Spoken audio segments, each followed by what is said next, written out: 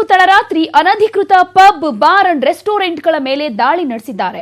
Majestic, MG ರಸ್ತೆ, brigade ರಸ್ತೆ ಹಾಗೂ ಇಂದಿರಾನಗರ ಸೇರಿದಂತೆ 18 ಕಡೆ ದಾಳಿ ನಡೆಸಲಾಗಿದೆ. ಅಪರಾಧ ವಿಭಾಗದ ಆಡಿಷನ್ ಕಮಿಷನರ್ ಆಯುಕ್ತ ಅಲೋಕ್ ಕುಮಾರ್, ಡಿಸಿಪಿ ಗಿರೀಶ್ ನೇತೃತ್ವದಲ್ಲಿ ಒಟ್ಟು 100ಕ್ಕೂ ಹೆಚ್ಚು ಸಿಬ್ಬಂದಿ ಕಾರ್ಯಾಚರಣೆಯನ್ನ ನಡೆಸಿದ್ದಾರೆ. ಕೆಲವು ಕಡೆ ಪಬ್ಗಳಲ್ಲಿ ಯುವತಿಯರನ್ನ ಅಕ್ರಮವಾಗಿ ಕೂಡಿಟ್ಕೊಂಡು ಕೆಲಸ ಮಾಡಿಸ್ತಾ ಇರೋದು ಕಂಡುಬಂದಿದೆ. ಪಬ್ಗಳ ಹೆಸರಲ್ಲಿ ವೇಶ್ಯಾವಾಟಿಕೆ ನಡೆಸ್ತಾ ಇರೋ ಶಂಕೆಯಿಂದ ಪಬ್ಗಳ ಸಿಬ್ಬಂದಿಯನ್ನ ವಶಕ್ಕೆ ಪಡೆದು ವಿಚಾರಣೆ ನಡೆಸಲಾಗ್ತಾ ಇದೆ. ಪಬ್ ಮಾಲೀಕರಿಗೆ ನೋಟಿಸ್ ನೀಡಲಾಗಿದೆ.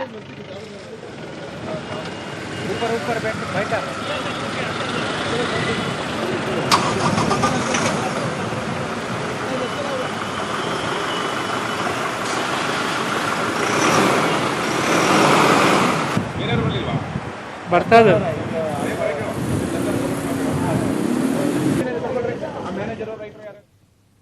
ಬೆಂಗಳೂರಿನ ಬ್ಯಾಡರಹಳ್ಳಿ ಪೊಲೀಸರು notorious rowdy sheeter Suresh alias Kalballi Suri ಮೇಲೆ ಶೂಟೌಟ್ ಮಾಡಿದ್ದಾರೆ. ರೌಡಿ ಶೀಟರ್ ಸುರೇಶ್ ಮೊನ್ನೆ ಮಾಗಡಿ ರಸ್ತೆಯಲ್ಲಿ ದಿನೇಶ್ ಎಂಬಾತನ ಮೇಲೆ ಮಾರಣಾಂತಿಕ ಹಲ್ಲೆ ನಡೆಸಿ ಎಸ್ಕೇಪ್ ಆಗಿದ್ದ. ನಿನ್ನೆ ಸಂಜೆ ಸುರೇಶ್ ತಾವರೆಕೆರೆಯ ಬ್ರಹ್ಮದೇವರ ಗುಡ್ಡದ ಬಳಿ ಕಾರ್ನಲ್ಲಿ ಹೋಗ್ತಾ ಇರೋದ್ರ ಬಗ್ಗೆ ಮಾಹಿತಿ ಸಿಕ್ಕಿತ್ತು. ಆಗ ಬ್ಯಾಡರಹಳ್ಳಿ ಠಾಣೆ ಇನ್ಸ್ಪೆಕ್ಟರ್ ಸತ್ಯನಾರಾಯಣ ನೇತೃತ್ವದ ತಂಡ ಮತ್ತೊಂದು ಕಾರ್ನಲ್ಲಿ ಆತನನ್ನ ಚೇಸ್ ಮಾಡಿ ಆರೋಪಿ ರೌಡಿ ಶೀಟರ್ ಸುರೇಶ್ ಕಾರು ಅಡ್ಡಗಟ್ಟಿದ್ರು. ಆಗ ಆರೋಪಿ ಸುರೇಶ್ ಹಲ್ಲೆ ಮಾಡೋದಕ್ಕೆ ಮುಂದಾದಾಗ ಪೊಲೀಸರು ಫೈರಿಂಗ್ ಮಾಡಿದ್ದಾರೆ.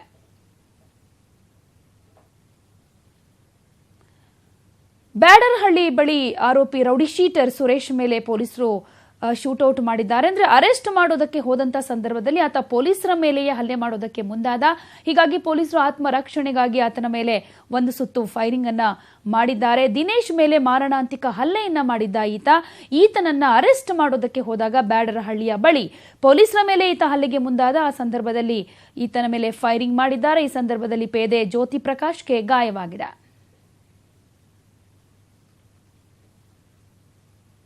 ನಟ ದುನಿಯಾ ವಿಜಯ್ ಅಂಡ್ ಟೀಮ್ನಿಂದ ಹಲ್ಲೆಗೆ ಒಳಗಾಗಿದ್ದ ಜಿಮ್ ಟ್ರೈನರ್ ಮಾರುತಿ ಗೌಡ 6 ದಿನಗಳ ಬಳಿಕ ವಿಕ್ರಮ್ ಆಸ್ಪತ್ರೆಯಿಂದ ಡಿಸ್ಚಾರ್ಜ್ ಆಗಿದ್ದಾರೆ.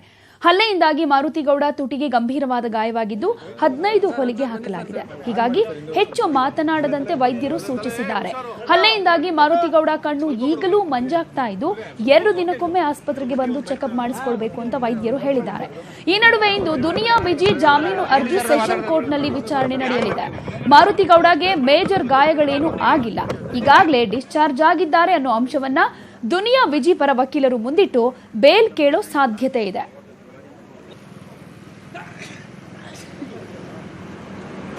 ಡಾಕ್ಟರ್ ಹೇಳಿದ್ದಾರೆ ಅವ್ನು ರೆಸ್ಟ್ ಬೇಕು ಒಂದು 20-25 ದಿವಸ ಅಂತ.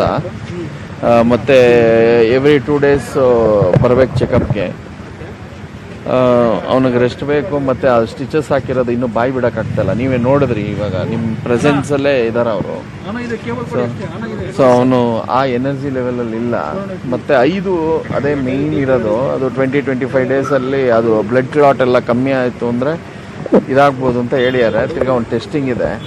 ರಾಜಿ ಸಂಧಾನ ಅಂತ ಏನಿಲ್ಲ, ನಮ್ದು ಏನು ಕಾನೂನು ಕ್ರಮ ಚೌಕಟ್ಟಿನಲ್ಲಿ ಮಾಡ್ತಾ ಇದ್ದೀವಿ ಅದನ್ನು ಮುಂದುವರ್ಸ್ಕೊಂಡು ಹೋಗ್ತೀವಿ ಸರ್. ನಮ್ಮ ನ್ಯೂಸ್ 18 ಕನ್ನಡದ ಸರ್ಜಿಕಲ್ ಸ್ಟ್ರೈಕ್ ತಂಡ ಭಯಾನಕ ಆಯಿಲ್ ಮಾಫಿಯಾದ ಒಳಗೆ ನುಗ್ಗಿ ದಾಳಿ ಮಾಡಿದೆ. ಭಯಾನಕ ಸೀಕ್ರೆಟ್ ಒಂದನ್ನ ಬಯಲು ಮಾಡಿದೆ. ಈ ಆಯಿಲ್ ದಂಧೆ ನಮ್ಮ ಹಾಗೂ ನಮ್ಮ ಮಕ್ಕಳ ಭವಿಷ್ಯವನ್ನೇ ಸುಟ್ಟು ಹಾಕೋ ಮಟ್ಟಕ್ಕೆ ಬೆಳೆದು ನಿಂತಿದೆ. ನಮ್ಮ ತಂಡ ನಡೆಸಿದ ರೋಚಕ ಸರ್ಜಿಕಲ್ ಸ್ಟ್ರೈಕ್ ಹೇಗಿತ್ತು ಅನ್ನೋದನ್ನ ನೀವೇ ನೋಡಿ.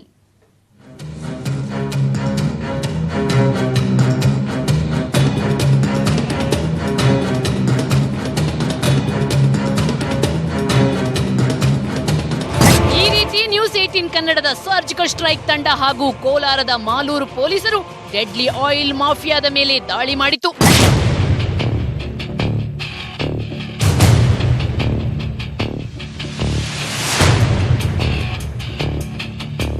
ಕಳೆದ ಹಲವು ವರ್ಷಗಳಿಂದ ದೇವನಗುಂದಿ ಪೆಟ್ರೋಲ್ ಉತ್ಪನ್ನ ಸಂಗ್ರಹಾಗಾರದಿಂದ ಬರೋ ಟ್ಯಾಂಕರ್ಗಳಿಂದ ಪೆಟ್ರೋಲ್ ಅಥವಾ ಡೀಸೆಲ್ ಅನ್ನ ಕದ್ದು ಆ ಬಳಿಕ ಕಲಬೆರಕೆ ಮಾಡಿ ಅದನ್ನ ಜನರಿಗೆ ಮಾರೋ ಭಯಾನಕ ದಂಧೆ ನಡೀತಿದೆ. ಈ ದಂಧೆಯ ಕರಾಳ ರೂಪ ಬಯಲು ಮಾಡಲು ನಮ್ಮ ತಂಡ ಧೈರ್ಯ ಮಾಡಿ ಆ ಅಪಾಯಕಾರಿ ಅಡ್ಡದೊಳಗೆ ನುಗ್ಗಿತು. ಮಾಫಿಯಾದ ಒಂದು ಕರಾಳ ರೂಪ ತೋರಿಸುವುದಾದ್ರೆ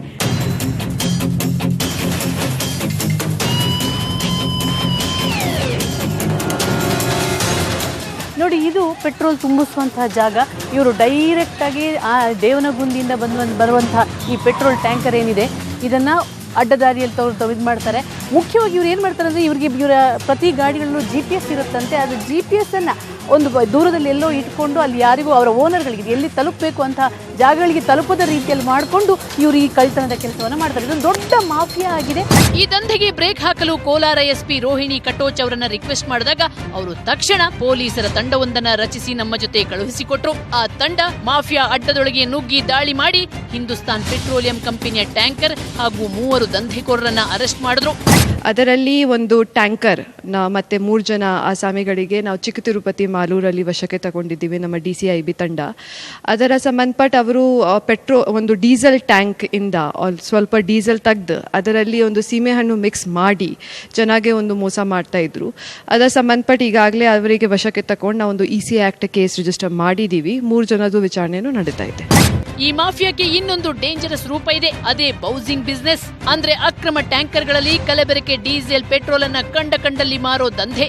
ಇವರು ಯಾವುದೇ ಲೈಸೆನ್ಸ್, ಸುರಕ್ಷತಾ ನಿಯಮಗಳನ್ನ ಪಾಲಿಸದೆ ಶಾಲೆ, ಮಾಲ್, ಫ್ಯಾಕ್ಟರಿಗಳಿಗೆ ಪೆಟ್ರೋಲಿಯಂ ಉತ್ಪನ್ನಗಳನ್ನ ಸಪ್ಲೈ ಮಾಡ್ತಿದ್ದಾರೆ.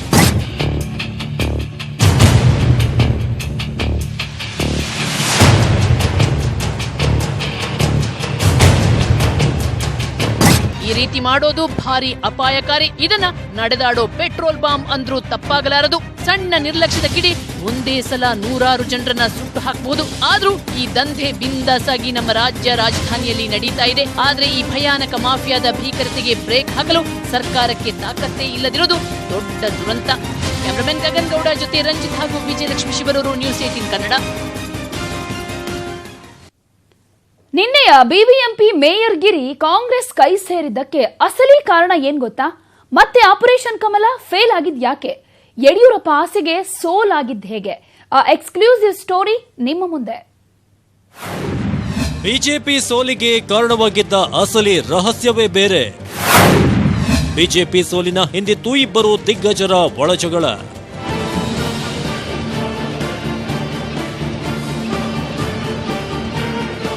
ಬಿಬಿಎಂಪಿ ಚುನಾವಣೆಯಲ್ಲಿ ಮೇಯರ್ ಗಿರಿಯನ್ನ ಗಂಗಾಂಬಿಕಾ ಮಲ್ಲಿಕಾರ್ಜುನ ಅಲಂಕರಿಸಿ ರಾತ್ರಿ ಬಿಬಿಎಂಪಿ ಕಂಟ್ರೋಲ್ ರೂಮ್ಗೂ ಭೇಟಿ ಕೊಟ್ಟು ಡ್ಯೂಟಿ ಶುರು ಮಾಡಿದ್ದಾರೆ.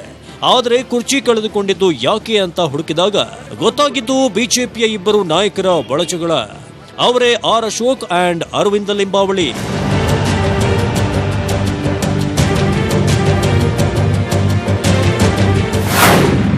ಮೇಯರ್ ಸ್ಥಾನಕ್ಕೆ ಆರ್ ಅಶೋಕ್ ಬೆಂಬಲಿತ ಶೋಭಾ ಅಂಚಿನಪ್ಪ ಆಯ್ಕೆಯಾಗಿದ್ದು, ಅರವಿಂದ ಲಿಂಬಾವಳಿಗೂ ತಿಳಿಯದಂತೆ ಪ್ಲಾನ್ ಮಾಡಿದ್ದ ಆರ್ ಅಶೋಕ್ ಟೀಮ್ ಶಾಸಕ ಸತೀಶ್ ರೆಡ್ಡಿ, ಪದ್ಮನಾಭ ರೆಡ್ಡಿಯನ್ನ ಮುಂದೆ ಬಿಟ್ಟು ಕಾರ್ಯ ರೂಪಿಸಿತ್ತು. ಜೆಡಿಎಸ್ ಕಾಂಗ್ರೆಸ್ ಸದಸ್ಯರನ್ನ ಹೈಜಾಕ್ ಮಾಡಿದ್ರು. ಒಗ್ಗಟ್ಟಿನ ಕೊರತೆ ಶುರುವಾಯಿತು. ಕೊನೆ ಕ್ಷಣದಲ್ಲಿ ಸಿಎಂ ಮಾತಿಗೆ ಕಟ್ಟು ಬಿದ್ದು ಪಕ್ಷೇತರ ಪಾಲಿಕೆ ಸದಸ್ಯರು ಕೈಕೊಟ್ರು. ಆ ಮೂಲಕ 4ನೇ ಬಾರಿಗೆ ಅಶೋಕ್ ಎಡವಿ ಬಿದ್ರು. ಕಳೆದ ಬಾರಿ ಮೇಯರ್ ಗಿಟ್ಟಿಸೋ ಭರವಸೆ ಕೊಟ್ಟು ಸೋಲು. ಬಿಎಸ್ವೈ ಪರಿವರ್ತನಾ ಯಾತ್ರೆಗೆ ಜನ ಸೇರಿಸದೆ ಸೋಲು. ಆಪರೇಷನ್ ಕಮಲಕ್ಕೆ ಕೈ ಹಾಕಿ ಅಶೋಕ್ರಿಂದ ಮತ್ತೆ ಸೋಲು. ಲಿಂಬಾವಳಿ ಬಿಟ್ಟು ರಣತಂತ್ರ ಹೆಣೆದು ಬಿಬಿಎಂಪಿಯಲ್ಲಿ ಮತ್ತೆ ಸೋಲು ಕಂಡ್ರು. ಇಷ್ಟಾದ್ರೂ ಆರ್ ಅಶೋಕ್ ಕಾಂಗ್ರೆಸ್ ನಾಯಕರ ಮೇಲೆ ಗೂಬೆ ಕೂರಿಸಿದ್ರು. ಇಲ್ಲ, ಇಲ್ಲಿ ನಮ್ಗೆ ಬೆಂಬಲ ಇರಲಿಲ್ಲ, ನಿಮ್ಗೆಲ್ಲ ಗೊತ್ತಿದೆ.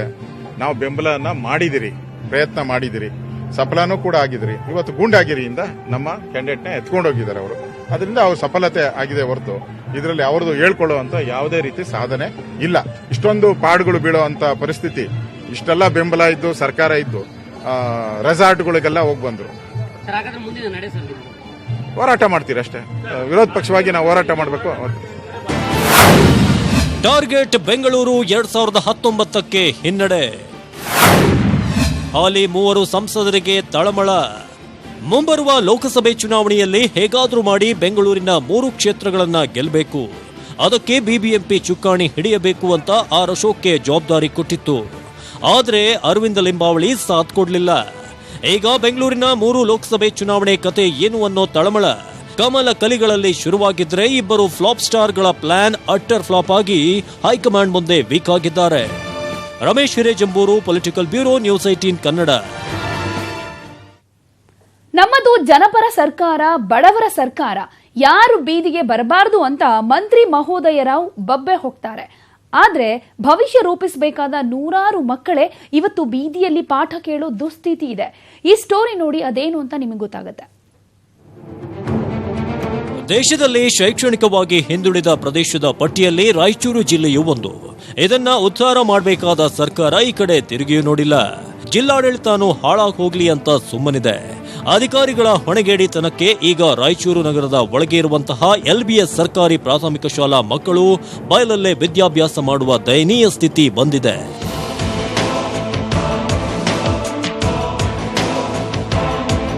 ನಾವು 8ನೇ ಕ್ಲಾಸವರು ಕೆಳಗೆ ಕುಂದ್ರಕತ್ತೀವಿ. ಮಳೆಗಾಲದಲ್ಲಿ ಮಳೆ ಬರ್ತದೆ, ಕ್ಲಾಸೇ ನಡೆಯಲ್ಲ. ಬೇಸಿಗೆ ಕಾಲದಲ್ಲಿ ಎಲ್ಲ ಬೆವರು ಸುರಿದು ನಮ್ಗೆ ಓದೋಕ್ಕೆ ಕಷ್ಟ ಆಗ್ತದೆ. ಮತ್ತೆಲ್ಲ ಗಾಡಿ ಹೋದ್ರೆ ನಮ್ಗೆ ಸೌಂಡು ಟೀಚರ್ ಚಲೋ ಪಾಠ ಮಾಡ್ತಾರೆ, ಆದರೆ ಕೇಳಲಿಕ್ಕೆ ಅವಕಾಶ ಆಗಲ್ಲ ನಮ್ಗೆ. 9th ಅಷ್ಟೇ ಕ್ಲಾಸ್ ತೊಗೊತಾರೆ, 8th ಅಂದರೆ ಹೊರಗೆ ಕುಂತೇ ಪಾಠ ಮಾಡ್ತಾರೆ. ಟೀಚರ್ಸ್ರಿಗೆ ಪ್ರಾಬ್ಲಮ್ಮು, ನಮಗೂ ಪ್ರಾಬ್ಲಮ್ಮು. ಹಂಗೆ ಮಳೆ ಬಂದರೆ ಕ್ಲಾಸೇ ನಡೆಯಲ್ಲ, ಗ್ರೌಂಡ್ ಎಲ್ಲ ಗಲೀಜಿರ್ತದೆ. ಆ ವಾಸನೆಗೆ ಹಂಗೆ ಕೂಡಬೇಕಾಗ್ತದೆ. 8th ಕ್ಲಾಸೇ ಇಲ್ಲ. ಅದಕ್ಕೆ ನಮ್ಮ ಹೈಸ್ಕೂಲ್ಗೆ ಒಂದು ಕಟ್ಟಡ ಬೇಕು. ಈ ಶಾಲೆಯಲ್ಲಿ 1ರಿಂದ 10ನೇ ತರಗತಿಯವರೆಗೂ ಸುಮಾರು 600 ವಿದ್ಯಾರ್ಥಿಗಳು, ಬಡ ವಿದ್ಯಾರ್ಥಿಗಳು ವ್ಯಾಸಂಗ ಮಾಡ್ತಿದ್ದಾರೆ. ದುರಂತ ಏನಂದ್ರೆ 2011-12ನೇ ಸಾಲಿನಲ್ಲಿ ಈ ಶಾಲೆಗೆ ಹೈಸ್ಕೂಲ್ ಮಾನ್ಯತೆ ಕೊಟ್ಟರು. 2017ರಲ್ಲಿ ಹಿಂದಿನ ಶಿಕ್ಷಣ ಸಚಿವ ತನ್ವೀರ್ ಸೇಠ್ 50 ಲಕ್ಷ ಮಂಜೂರು ಮಾಡಿದ್ರು. ಕಟ್ಟಡವು ನಿರ್ಮಾಣವಾಗಿ ಉದ್ಘಾಟನೆಯಾಗಿದೆ. ಆದರೆ ಕೊಠಡಿ ಒಳಗೆ ಯಾವ ವ್ಯವಸ್ಥೆಯೂ ಇಲ್ಲ. ದಿನನಿತ್ಯ ಕರ್ಕಶ ವಾಹನಗಳ ಶಬ್ದದ ಮಧ್ಯೆಯೇ ಶಿಕ್ಷಕರು ಮಕ್ಕಳಿಗೆ ಬೋಧನೆ ಮಾಡ್ತಿದ್ದಾರೆ. 2011-12ರಲ್ಲಿ ಪ್ರೌಢಶಾಲೆಯಾಗಿ ಉನ್ನತೀಕರಣಗೊಂಡು 9 ಮತ್ತು 10ನೇ ತರಗತಿ ಪ್ರಾರಂಭ ಆಯಿತು. ಇಲ್ಲಿ 2 ತರಗತಿ, ಪ್ರತಿ ವರ್ಷ ಒಂದು ತರಗತಿ ಹೊರಗನೆ ನಡೀತಾ ಇದೆ. ಕ್ಲಾಸ್ ರೂಮ್ ಕೊರತೆ ಇರೋದ್ರಿಂದ ಇಲ್ಲಿ ಯಾವಾಗಲೂ 8 ಅಥವಾ 9ನೇ ತರಗತಿಯ ವಿದ್ಯಾರ್ಥಿಗಳು ಹೊರಗಡೆ ಕೂತ್ಕೊಂಡೆ ಪಾಠಗಳನ್ನು ಕೇಳ್ತಿದ್ದಾರೆ. ಇಲ್ಲಿ ಈ ಮೂಲಭೂತ ಸೌಕರ್ಯದ ಕೊರತೆ ಇರೋದ್ರಿಂದ ಇಲ್ಲಿ ವಿದ್ಯಾಭ್ಯಾಸಕ್ಕೆ ಬಹಳಷ್ಟು ಹಿನ್ನಡೆ ಉಂಟಾಗ್ತಾ ಇದೆ. ರಾಯಚೂರು ಜಿಲ್ಲಾಧಿಕಾರಿಗಳು ಒಂದು ಸೂಚನೆ ಕೊಟ್ರೆ ಸಾಕು, ಥಟ್ ಅಂತ ಕೆಲಸ ಆಗುತ್ತೆ. ನೋಡೋಣ ಈ ಸ್ಟೋರಿ ನೋಡಿದ ಮೇಲಾದ್ರೂ ಕೂಡ ಮಕ್ಕಳಿಗೆ ಕೊಠಡಿ ಬಾಕ್ಯ ಕೊಡ್ತಾರಾ ಅಂತ. ಕ್ಯಾಮರಾಮನ್ ಮೊಹಮ್ಮದ್ ಜುಲಾನಿ ಜೊತೆ ಶರಣಪ್ಪ ಬಾಚಲಾಪುರ, ನ್ಯೂಸ್ 18 ಕನ್ನಡ, ರಾಯಚೂರು. ನಮ್ಮ ವೀರ ಯೋಧರು ನಡೆಸಿದ್ದ ಸರ್ಜಿಕಲ್ ಸ್ಟ್ರೈಕ್ ಸಂಭ್ರಮಕ್ಕೆ ಇವತ್ತಿಗೆ 2 ವರ್ಷ. ಕಣಿವೆ ರಾಜ್ಯ ಜಮ್ಮು ಮತ್ತು ಕಾಶ್ಮೀರದ ಉರಿ ಸೇನಾ ನೆಲೆ ಮೇಲೆ ಉಗ್ರರು ನಡೆಸಿದ ದಾಳಿಗೆ ಪ್ರತಿಯಾಗಿ ಭಾರತೀಯ ಸೇನೆ ಪಾಕ್ ಆಕ್ರಮಿತ ಕಾಶ್ಮೀರದೊಳಕ್ಕೆ ನುಗ್ಗಿ ಉಗ್ರ ಶಿಬಿರಗಳನ್ನು ಧ್ವಂಸ ಮಾಡಿತ್ತು. ನಿನ್ನೆ ಕೇಂದ್ರ ಸರ್ಕಾರ ರೋಚಕ ಸಾಹಸದ ಮತ್ತೆರಡು ವಿಡಿಯೋಗಳನ್ನು ಬಿಡುಗಡೆ ಮಾಡಿತ್ತು. ಭಾರತೀಯ ಯೋಧರು ಥರ್ಮಲ್ ಇಮೇಜಿಂಗ್ ಮತ್ತು ಡ್ರೋನ್ಗಳಿಗೆ ಅಳವಡಿಸಿದ ಕ್ಯಾಮೆರಾಗಳಲ್ಲಿ ಸೆರೆ ಹಿಡಿದ ದೃಶ್ಯಾವಳಿಗಳು ಇದರಲ್ಲಿವೆ. ಜನರಿಗೂ ಮಾಹಿತಿ ಕೊಡೋದಕ್ಕೆ ನಿನ್ನೆ ರಾಜಸ್ಥಾನದ ಜೋಧ್ಪುರದಲ್ಲಿ ಪರಾಕ್ರಮ ಪರ್ವ ಆರ್ಮಿ ಎಕ್ಸಿಬಿಷನ್ ಆಯೋಜಿಸಲಾಗಿತ್ತು. ಇದು ಇಂದೂ ಕೂಡ ಮುಂದುವರಿಯಲಿದೆ. ಬೆಂಗಳೂರಿನಲ್ಲಿ ಸೈಟ್ ಮತ್ತು ಅಪಾರ್ಟ್ಮೆಂಟ್ ಕೊಳ್ಳೋರಿಗೆ ಒಂದು ಸುವರ್ಣ ಅವಕಾಶ. ನಿಮ್ಮ ನ್ಯೂಸ್ 18 ಕನ್ನಡ ಬೆಂಗಳೂರಿನ ರಾಜಾಜಿನಗರದ KLE ಗ್ರೌಂಡ್ನಲ್ಲಿ ಬಿಗ್ ರಿಯಲ್ ಎಸ್ಟೇಟ್ ಎಕ್ಸ್ಪೋ ಆಯೋಜಿಸಿದೆ. ನಿನ್ನೆ ಆರಂಭವಾಗಿರೋ ಎಕ್ಸ್ಪೋ 3 ದಿನಗಳ ತನಕ ನಡೆಯಲಿದೆ. ಈ ಬಿಗ್ ರಿಯಲ್ ಎಸ್ಟೇಟ್ ಎಕ್ಸ್ಪೋದಲ್ಲಿ ಪ್ರತಿಷ್ಠಿತ 25 ಬಿಲ್ಡರ್ಸ್ ಮತ್ತು ಡೆವಲಪರ್ಸ್ಗಳು ಭಾಗವಹಿಸಿದ್ರು. ರಿಯಲ್ ಎಕ್ಸ್ಪೋ ಜನರಿಂದ ಕೂಡ ಒಳ್ಳೆ ರೆಸ್ಪಾನ್ಸ್ ಸಿಕ್ಕಿದೆ.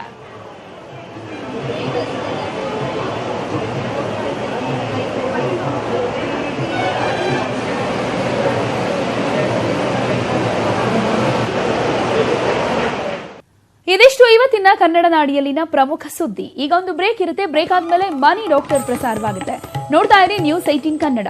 ಜಾಲ ನಮ್ಮದು, ಬಲ ನಿಮ್ಮದು.